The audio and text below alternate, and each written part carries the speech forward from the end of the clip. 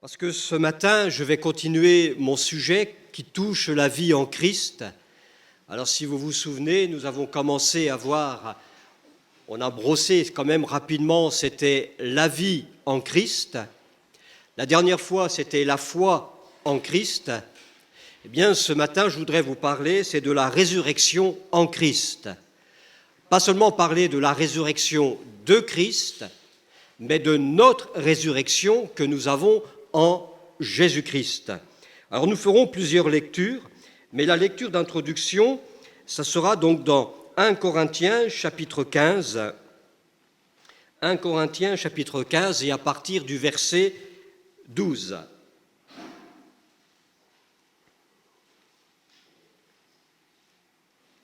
Voilà, 1 Corinthiens 15, verset 12 jusqu'au verset 20. Or, si l'on prêche que Christ est ressuscité des morts, comment quelques-uns parmi vous disent-ils qu'il n'y a point de résurrection des morts? S'il n'y a point de résurrection des morts, Christ non plus n'est pas ressuscité. Et si Christ n'est pas ressuscité, notre prédication est donc vaine, et votre foi aussi est vaine. Il se trouve même que nous sommes de faux témoins à l'égard de Dieu, puisque nous avons témoigné contre Dieu qu'il a ressuscité Christ, tandis qu'il ne l'aurait pas ressuscité si les morts ne ressuscitent point. Car si les morts ne ressuscitent point, Christ non plus n'est pas ressuscité. Et si Christ n'est pas ressuscité, votre foi est vaine, vous êtes encore dans vos péchés. Et par conséquent, aussi ceux qui sont morts en Christ sont perdus. Si c'est dans cette vie seulement que nous espérons en Christ, nous sommes les plus malheureux de tous les hommes. Mais maintenant, Christ est ressuscité des morts, il est les prémices de ceux qui sont morts. Amen. Et une deuxième lecture qui sera donc en parallèle avec ce que nous avons lu, 1 Pierre, chapitre 1er, le verset 3. 1 Pierre, chapitre 1er, verset 3. Béni soit Dieu, le Père de notre Seigneur Jésus-Christ, qui, selon sa grande miséricorde, nous a régénérés pour une espérance vivante par la résurrection de Jésus-Christ d'entre les morts. Amen. Dans Corinthiens, l'apôtre met vraiment l'accent sur la résurrection de Christ et l'apôtre Pierre fait vraiment allusion à notre résurrection dans le Christ. La résurrection de Jésus est une des doctrines fondamentales de l'Église, de la parole de Dieu. En effet, même les prophètes mettent davantage l'accent sur son retour que sur sa mort. Non pas qu'ils négligent en disant « bon, il est mort, point final ». Non, il était important que Christ vienne, meure, mais il était encore plus important qu'il ressuscite. D'ailleurs, les prophètes ont cette tournure de phrase lorsqu'ils disent « voici le jour de l'Éternel ». Quel est ce jour de l'Éternel? Eh bien, cela fait référence au retour de Jésus. Eh bien, les prophètes, à plusieurs reprises, ils emploient cette expression « le jour de l'Éternel ». On pourrait traduire, sans fausser le texte, au retour du Seigneur, au retour de la personne du Messie. C'est donc un retour aux sources que de parler de la résurrection de Jésus.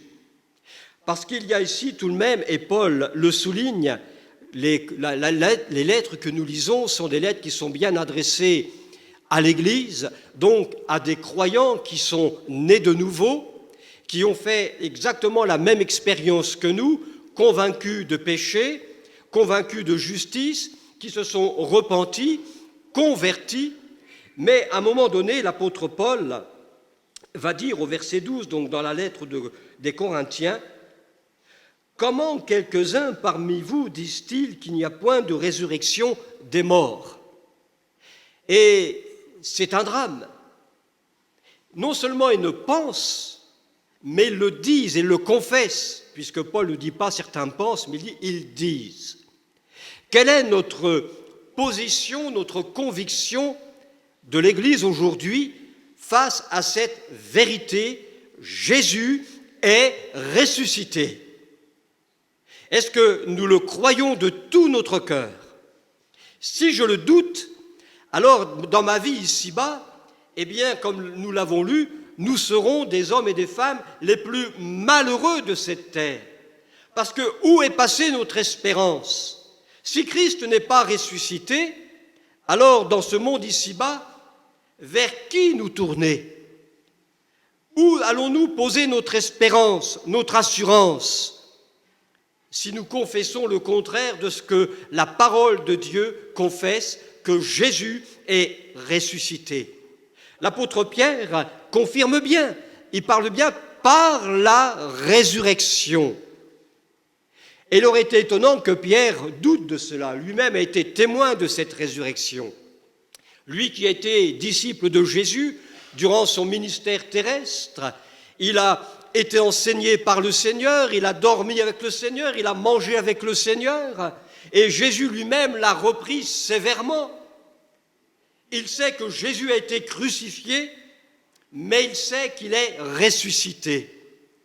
Et ça, c'est donc une des doctrines fondamentales où il faut véritablement revenir à cette vérité pour, si je peux dire, redynamiser.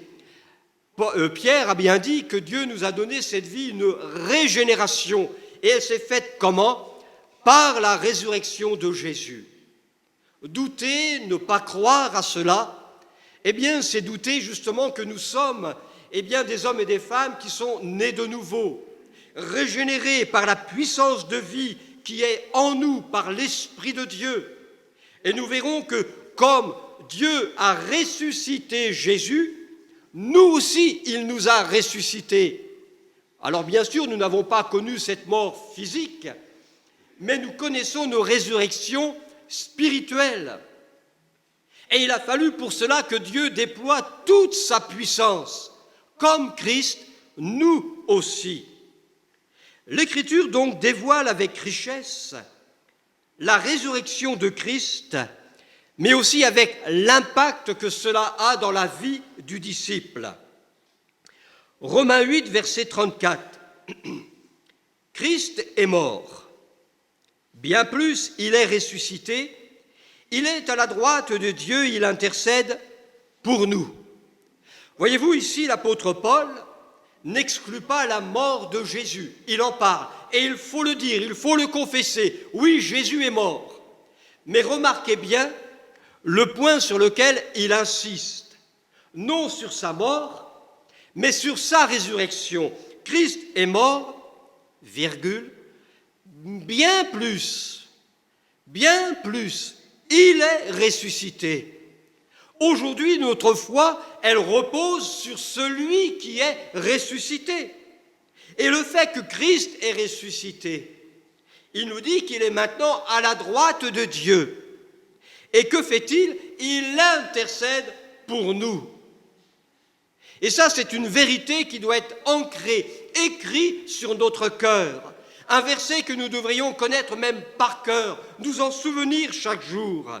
Oui, bien sûr, il est mort, mais il est ressuscité. Un jour, un évangéliste mondialement connu, on ne va pas citer son nom, il était en campagne d'évangélisation en Russie, et à la fin de ses prédications, cet homme était reconnu pour son humilité. Et à chaque prédication, il demandait aux responsables, il dit, qu'avez-vous pensé de ma prédication? S'il y a des critiques à faire, il faut le faire, il ne faut pas laisser les gens dans l'erreur. Et à cette époque, les orthodoxes qui étaient là lui ont dit, c'était bien. La seule critique que nous vous faisons, c'est que vous avez trop insisté sur la mort, mais pas assez sur la résurrection de Christ. Et cet évangéliste, ça l'a interpellé. Et quand il a réfléchi, il s'est dit, mais ils ont raison. On ne peut pas prêcher un évangile de dire toujours « Christ est mort pour vos péchés, Christ est mort pour vos péchés ».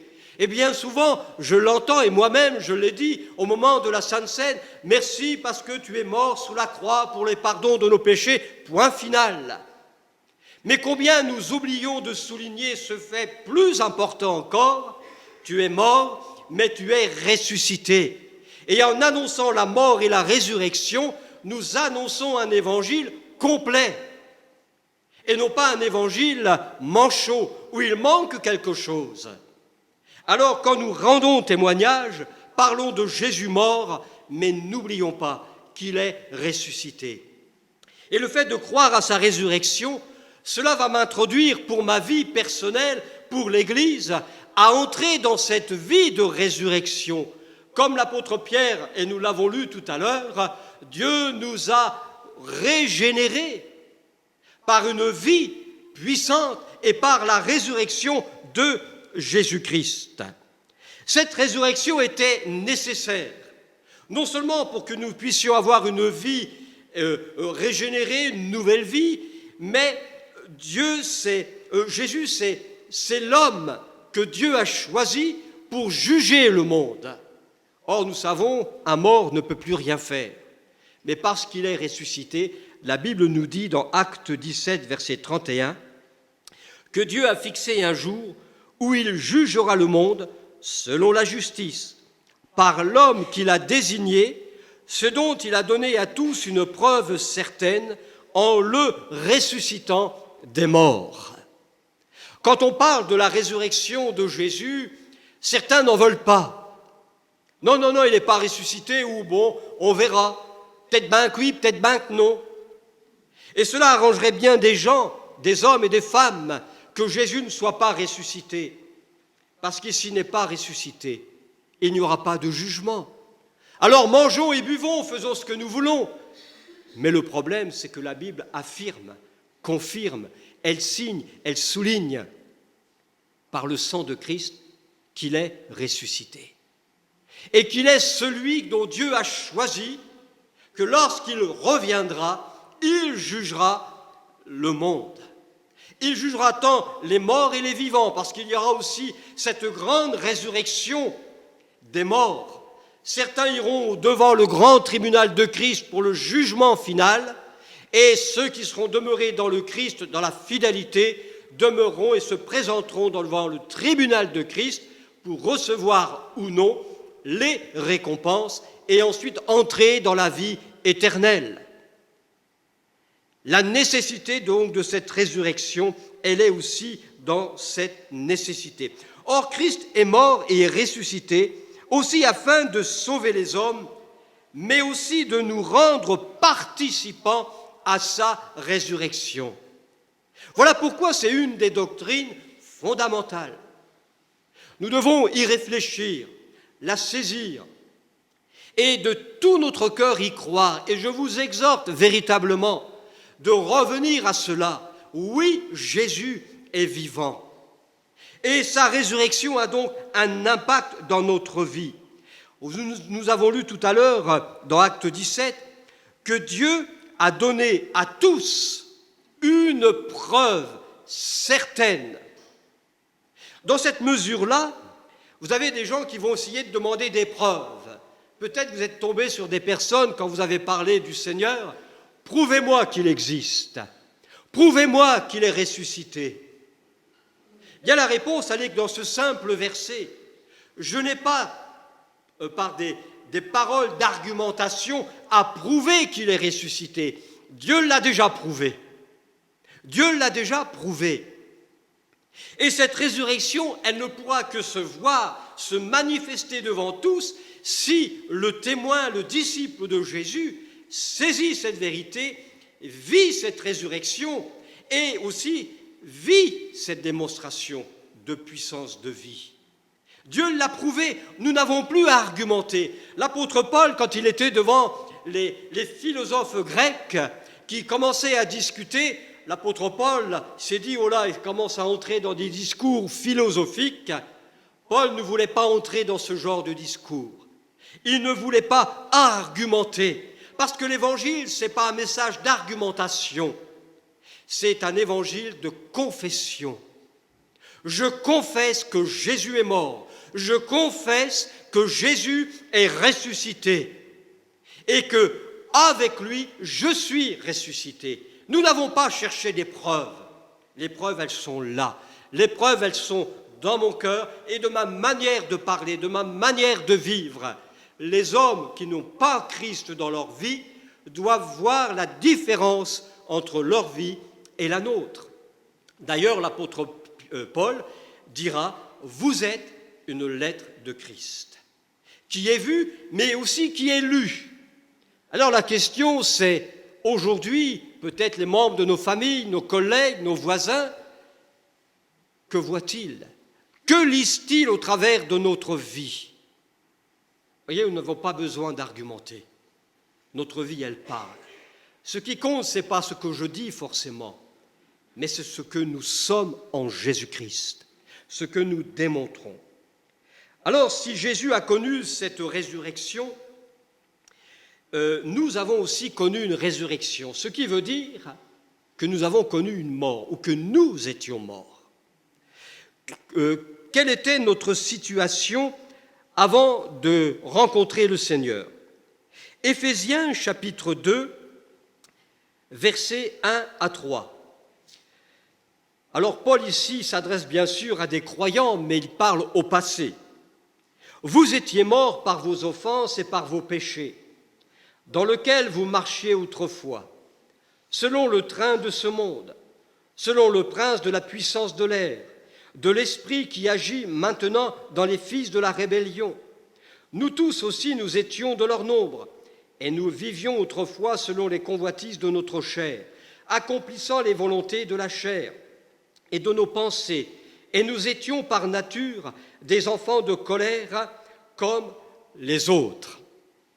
Ça, c'était notre situation avant de connaître le Seigneur. Et il est clair, nous étions tous, sans exception, morts. Une mort spirituelle, une séparation de Dieu. Vous savez, la mort la plus terrible, ce n'est pas la mort physique, c'est être séparé de Dieu. Ça, c'est une mort qui est terrible, c'est ce qu'on appelle finalement l'enfer, la géhenne. Un jour, un homme m'a posé la question, mais c'est quoi pour vous l'enfer? Il s'attendait à ce que je sorte toute une théologie de l'enfer. Eh bien, j'ai simplement répondu, eh bien, l'enfer, c'est être séparé de Dieu. Et ça a coupé court à la discussion. Ou alors un homme qui cherchait tous les arguments pour dire qu'il n'était pas si mauvais, finalement devant Dieu, et qui peut-être ira au paradis. Alors, pour le calmer, j'ai simplement dit, mais vous savez, pour aller au paradis, il ne faut pas être le plus mauvais des personnes. Il suffit de refuser l'invitation de Dieu. Vous pouvez faire de très belles œuvres, aider votre voisin, donner tout votre argent. Ce n'est pas ça qui achètera votre salut. Dites non simplement à Dieu, et puis vous irez en enfer. Comme quelqu'un l'a dit bien avant moi, l'enfer est pavé de gens de bonnes intentions. La question c'est, où est ma position, ma situation d'aujourd'hui? Est-elle hors de Christ ou est-elle en Christ? Au verset 12, toujours au verset 2, « Souvenez-vous que vous étiez en ce temps-là sans Christ, privés du droit de cité en Israël, étrangers aux alliances de la promesse, sans espérance et sans Dieu dans le monde. » Et Éphésiens chapitre 5, verset 8, tout ça c'est toujours notre situation avant de connaître Christ. « Autrefois vous étiez ténèbres, et maintenant vous êtes lumière dans le Seigneur, marchez comme des enfants de lumière. » Et il y a d'autres textes qui montrent notre position avant Christ. Ce n'est pas quelque chose de glorieux. Il n'y a rien à envier de notre passé. Surtout si nous nous sommes repentis, abandonnés toutes ces choses, on ne peut que se réjouir aujourd'hui. Parce que de toute cette situation, Dieu nous en a sortis. Et nous a sortis de la mort. Il nous a sortis des ténèbres. Parce que le texte ici du verset 8, il dit « Autrefois vous étiez ténèbres ». Non pas dans les ténèbres, mais nous étions ténèbres. Tout en nous était ténèbres, de la tête aux pieds. Il n'y avait rien, on ne voyait rien. Donc on faisait n'importe quoi. Et plus j'écoute et je réalise l'état de notre monde aujourd'hui, eh bien on voit un monde qui s'enfonce de plus en plus dans les ténèbres. Et parce qu'ils ne voient plus rien, ils font n'importe quoi. On vote des lois anti-bibliques. On nous impose même le péché. Ça, c'est la raison parce que le monde n'est pas que dans les ténèbres, mais il est Vous entendez bien, il est dans les ténèbres. Alors imaginez que lorsque nous sommes venus à Jésus-Christ, Dieu a déployé toute sa puissance pour nous sortir de cette situation. Et la Bible nous dit que de mort que nous étions, alors nous passons à une résurrection, donc nous avons la vie. Alléluia! Il nous a arrachés de ce monde et nous a transplantés ou transportés dans le royaume du Fils de son amour. De ce monde, nous passons dans les lieux célestes en Jésus-Christ. Non seulement nous changeons de situation, mais nous changeons aussi de position. De pécheurs, nous devenons des pécheurs rachetés, lavés dans le sang de Christ, alléluia. Et en recevant donc Christ dans notre vie, oui, nous passons de la mort à la vie. Alors nous connaissons et nous avons connu, et il faut que cette connaissance, cette vie de résurrection aussi se développe en nous. Mais il nous faut reprendre conscience qu'aujourd'hui, tu es une nouvelle création. Le verset clé qui a ouvert ce thème de la vie en Christ était de Corinthiens 5, 17. Si quelqu'un est en Christ, il est. N'attends pas de l'être, mais tu es une nouvelle création. Les choses anciennes sont passées. Tout ce que nous étions avant, c'est fini. En Jésus, tout devient nouveau. 1 Corinthiens chapitre 6, verset 14. Une affirmation. Dieu qui a ressuscité le Seigneur nous ressuscitera aussi par sa puissance.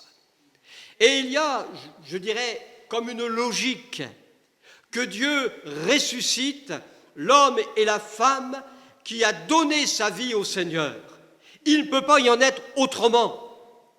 Parce que l'Écriture nous dit que celui qui s'est converti, il devient pas seulement un membre de l'Église, du corps de Christ, mais Paul dit que nos corps sont membres de Christ. Alors on peut comprendre que Paul, quand il dit « comme Christ, nous aussi », nous sommes attachés à Christ.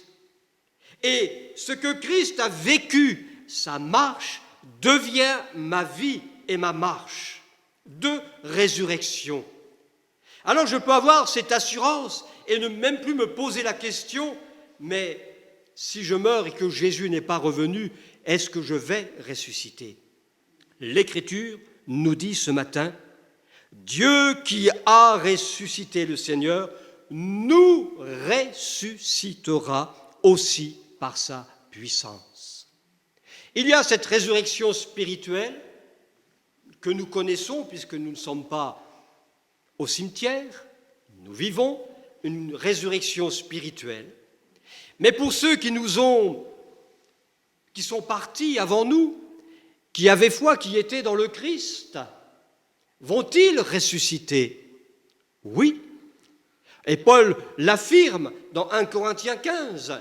Les morts en Christ ressusciteront, et même en premier avant les vivants. Et si Jésus revient et que nous ne sommes pas morts, notre corps, disparaîtra et il le transformera en son corps glorieux. C'est quand même une chose, je dirais, extraordinaire qui dépasse même notre entendement. Mais Dieu n'oubliera aucun de ses enfants.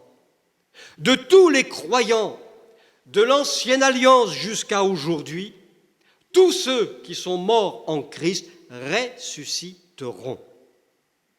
Ça va faire la une des journaux le jour que ça arrivera. On va se demander, mais que se passe-t-il? On a volé le corps de mon papy, le corps de mes parents. Où sont-ils passés? Que vont-ils faire? Non, c'est Dieu, paf, et les a enlevés. Et si le Seigneur revient, que nous sommes encore en vie, alors ayons cette foi, cette espérance, que nous partirons dans les airs à sa rencontre avec un corps glorifié. Et ils sont obligés de le changer, ce corps, parce que celui-ci ne peut tenir devant la présence de Dieu. Et ce corps que nous aurons, eh bien, aura la puissance de tenir debout devant la présence de Dieu. Il sera totalement changé, glorifié. Alors cette puissance qu'il a développée pour ressusciter Christ, c'est la même que nous. Éphésiens 2, versets 5 à 6, il y a aussi encore cette affirmation « Il nous a ressuscités ensemble ». Donc ce n'est pas quelque chose qui est à venir. Toi qui crois en Christ, tu es.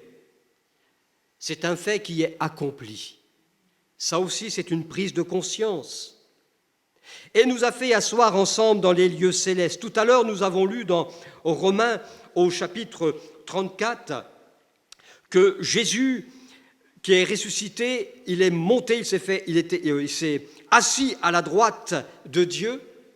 Et là, Paul reprend cette même parole, cette même pensée, en disant maintenant qu'il, lui, est assis à la droite. Tout à l'heure, c'était Jésus assis à la droite. Mais là, en s'adressant aux chrétiens, il dit maintenant, nous concernant, il nous fait asseoir ensemble dans les lieux célestes. Comme Christ, nous aussi.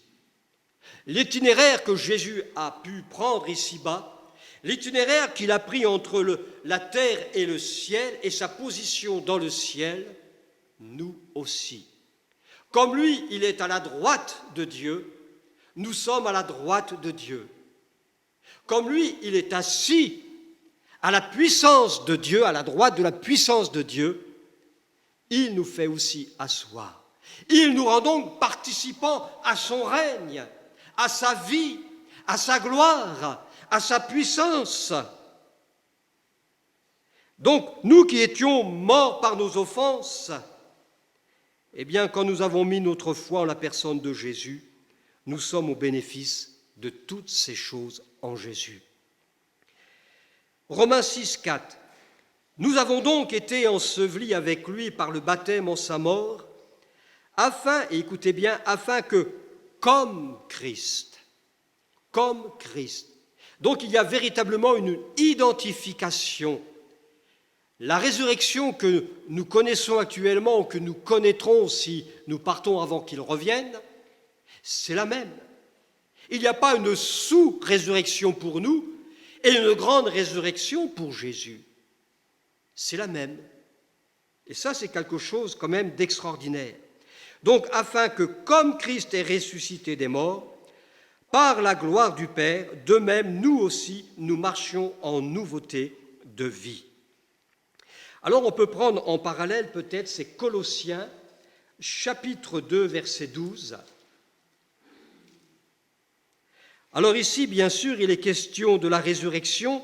Ensuite, vous voyez que l'apôtre dit, maintenant que nous sommes ressuscités, nous saisissons la vie d'en haut qui est en nous, dans la logique, nous devons maintenant marcher en nouveauté de vie. Je ne reviens pas sur les versets, les quelques versets que nous avons lus en ce qui concerne notre situation avant Christ. Ça, c'est fini. Maintenant, nous devons manifester cette vie de résurrection qui sera justement la preuve de tous que Dieu a ressuscité Jésus. Donc Colossiens 2, verset 12. Ainsi donc, comme des élus de Dieu, 2:12. C'est mon épouse qui me dit 3:12. C'est 2:12. Ayant été ensevelis avec lui par le baptême, vous êtes aussi ressuscités en lui et avec lui. C'est des points comme des pièces de puzzle qu'on place. Donc on est ressuscité en lui, mais avec lui, donc on n'est pas tout seul. Il nous accompagne dans tout ce processus. Et remarquez, par la foi en la puissance de Dieu qui l'a ressuscité des morts. Nous voyons que Paul, dans ses lettres, comme même les prophètes, il insiste davantage sur sa résurrection, mais aussi sur cette puissance de résurrection. Alors, cette résurrection était aussi nécessaire. Nous avons lu dans Acte 17 que Dieu a donné une preuve certaine que Dieu a ressuscité Jésus. Eh bien, dans Éphésiens au chapitre 2, Éphésiens chapitre 2,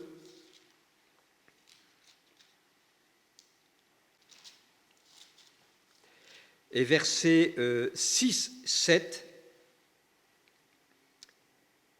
Il nous a ressuscités ensemble et nous a fait asseoir ensemble dans les lieux célestes en Jésus-Christ, afin de montrer dans les siècles à venir l'infinie richesse de sa grâce par sa bonté envers nous en Jésus-Christ. Il était donc aussi logique et normal que celui qui croit en Jésus ressuscite en lui et avec lui. Mais ici-bas, non seulement il donne une preuve, et cette preuve, elle est où? Eh bien, au verset 7, afin de montrer. La résurrection n'est pas quelque chose qui peut rester caché. Elle se manifeste. Et Dieu veut manifester justement cette preuve au sein même de son peuple, de l'Église, et au travers de chaque membre du corps de Christ, il montre l'infinie richesse de sa grâce et de sa bonté. Ce qui veut dire, ce qu'il a fait pour moi, ce qu'il a fait pour vous, il peut le faire aussi pour ceux qui ne connaissent pas encore Jésus. Il a manifesté toute sa bonté envers nous, et ce qu'il a fait pour nous, il peut le faire aussi pour d'autres. Même le plus mauvais des hommes, il peut manifester cette grâce. Elle est infinie, elle est riche. Alors, manifestons cette vie de résurrection. Alors, cette résurrection était nécessaire parce que nous avons vu en Romains 4, verset 25, « Si Christ a été livré pour nos offenses, il est ressuscité pour notre justification. » Alors que la Bible déclare que tous sont pécheurs et privés de la gloire de Dieu, ou qu'il n'y a aucun juste sur terre, Jésus est mort pour justement justifier le pécheur. Je ne dirais pas pour qu'il devienne juste, plutôt pour qu'il le déclare juste. Je n'aurai pas la prétention aujourd'hui de dire « moi, devant Dieu, j'ai rien à me reprocher ». Ce serait risqué, je crois. On a toujours à se modifier, à changer des choses dans nos vies. On a besoin de progresser dans nos comportements, dans nos pensées, dans nos paroles. On n'est pas arrivé à la perfection, on tend vers la perfection. Mais la mort de Christ est une preuve certaine que Dieu a agréé, accepté, validé son sacrifice. Et en mettant notre confiance dans ce sacrifice, nous pouvons avoir cette assurance que Dieu nous justifie. Il y a ce beau cantique qui nous dit « Je suis revêtu du vêtement de sa justice, et quand Dieu me regarde, il ne voit plus ce que j'étais avant, heureusement, mais il voit Jésus. » Quand Christ est mort et ressuscité, c'était justement pour que nous puissions ensuite nous revêtir de sa justice, qui sera le thème d'une prochaine fois. Mais nous revêtons de sa justice, qui permet ainsi à Dieu, quand il nous regarde, de voir son Fils en premier. Souvenez-vous de Noé, quand il était dans l'arche et que la porte était fermée, et que les hommes qui étaient là se demandaient qu'est-ce qui se passe. Ils regardaient l'arche, mais voyaient-ils Noé dans l'arche? Non, puisqu'il était enveloppé de l'arche. Et comme nous demeurons dans le Christ, quand les hommes nous regardent, qui voit-il? Qui voit-il? C'est un point d'interrogation. J'espère qu'il voit Christ. Il y a des témoignages comme ça, des missionnaires qui allaient voir des tribus et puis ils n'avaient rien finalement. Des petits groupes d'hommes qui s'occupaient des malades, ils passaient leur journée, leur semaine, leur mois, ils se donnaient véritablement à fond.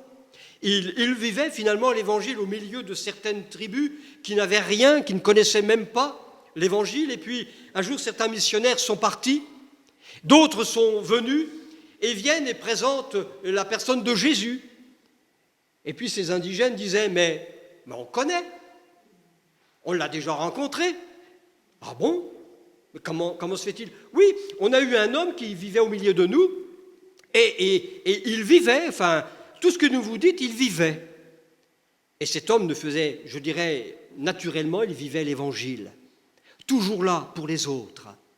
Et il s'est donné tellement à fond qu'il a réussi à montrer Christ en lui. Et sans faire de propagande, ces hommes ont vu Jésus au travers de ce missionnaire. Je dis, quelle vie de puissance! Et nous avons besoin donc de revenir à cela.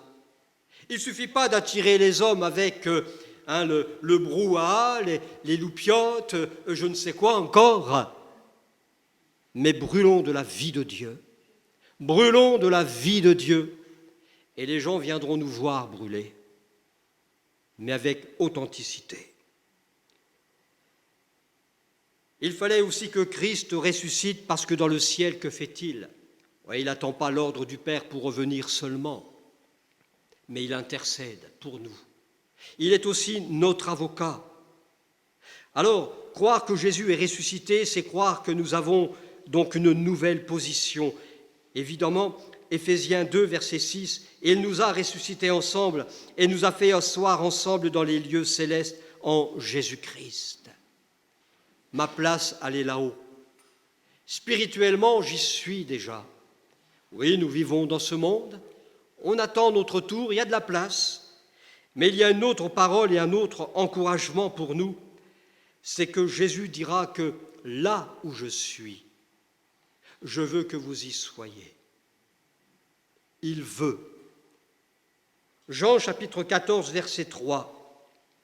Dans ce verset, Jésus parle, bien sûr, de sa venue, de son retour en gloire, mais aussi de sa deuxième venue.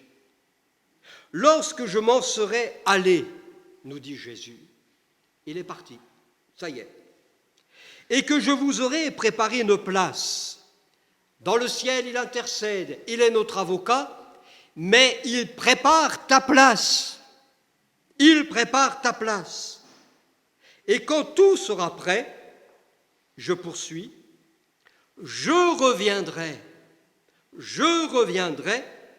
et je vous prendrai avec moi, afin que là où je suis, vous y soyez aussi. Il ne va pas nous oublier dans le ciel, même si pour nous c'est long, plus de 2000 ans. Mais c'est quoi 2000 ans pour Jésus? C'est 2 jours, puisque un jour est comme 1000 ans, et 1000 ans est comme un jour. Alors ça fait que 2 jours qu'il attend. Nous, on ne vit pas dans le même temps que Dieu.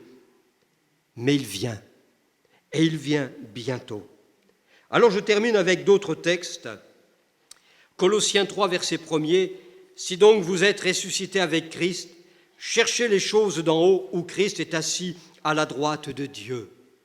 Maintenant, si nous devons être attirés par des choses, ce n'est pas par les choses de ce monde qui sont attrayantes, mais qui nous distraient, qui nous déconcentrent de l'essentiel. Mais si nous qui sommes ressuscités avec Christ, c'est les choses d'en haut que nous devons chercher. Parce que Christ, il est là-haut. Il est peut-être en esprit en nous, mais il est là-haut. Il est là-haut. Alors relevons la tête et cherchons les choses qui sont en haut. 1 Thessaloniciens chapitre 4, verset 14.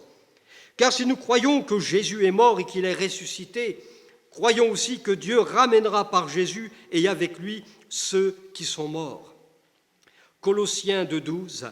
Ayant été ensevelis avec lui par le baptême, vous êtes aussi ressuscités en lui et avec lui par la foi en la puissance de Dieu qui l'a ressuscité des morts.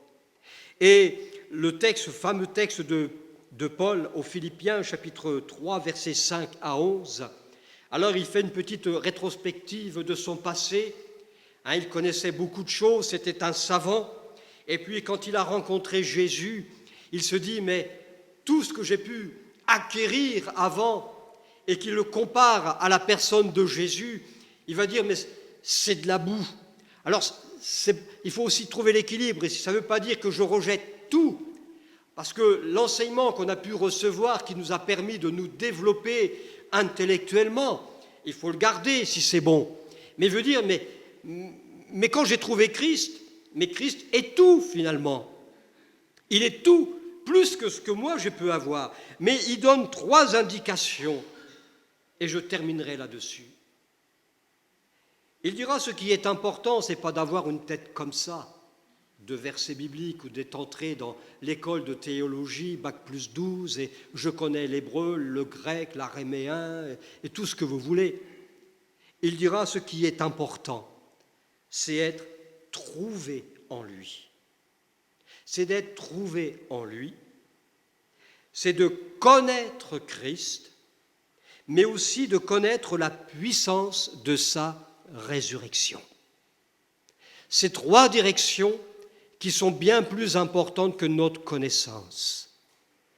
Parce que les connaissances que je peux entendre aujourd'hui, malheureusement, on entend beaucoup, c'est comment être efficace dans ceci, comment être efficace dans cela, optimiser je ne sais quoi, mais on n'entend plus parler de la croix, on n'entend plus parler le message de la repentance, les gens ne tombent plus à genoux et pleurent plus sur leurs péchés, on ne parle plus de la résurrection, et pourtant c'est le message de l'évangile, de la parole de Dieu, encore pour aujourd'hui. Alors si nous voulons véritablement que les hommes et les femmes reviennent à l'essentiel, eh bien laissons-nous toucher par le Seigneur. Que vraiment le Saint-Esprit ranime en nous cette vérité de la mort de Jésus, mais aussi de sa résurrection. Bien plus, d'être trouvé en lui, de connaître Christ, mais de vivre et d'expérimenter la puissance de sa résurrection dans nos vies. Amen. Que le Seigneur nous bénisse avec ces quelques paroles, qui soient gravées dans votre cœur, ces quelques versets que nous avons lus, parce qu'elles sont vraiment importantes. Que Dieu nous bénisse. Prions quelques instants. Seigneur, nous voulons te bénir parce que tu es celui qui ne change pas. Tu es le Dieu vivant, celui qui vit au siècle des siècles. Père, nous voulons te remercier de nous avoir donné un Sauveur si extraordinaire qui dépasse notre entendement. Mais ce que ta parole révèle aujourd'hui, elle est de toute éternité, parce que avant même la création, tu avais un plan, tu avais, Seigneur, des projets de créer l'homme, de te révéler à lui, de lui communiquer ta vie. Mais Seigneur, tu nous as donné plus qu'une vie. Tu nous donnes ta nature. Seigneur, tu nous donnes à croître dans la connaissance du Fils de Dieu, d'expérimenter, oui, la résurrection de Jésus. Seigneur, merci pour ces paroles, ces versets. Te prions que ta parole, qui est la vérité, soit gravée dans nos cœurs. Je te prie pour mes frères et sœurs ce matin, de les accompagner dans cette semaine. Seigneur, de les encourager, de les fortifier. Seigneur, de leur accorder des paroles dont ils ont besoin pour leur encouragement. Seigneur, nous voulons te dire merci parce que tu demeures au siècle des siècles. Et comme nous l'avons chanté, parce que tu vis, nous n'avons rien à craindre. Amen. Alléluia. Merci. Alléluia.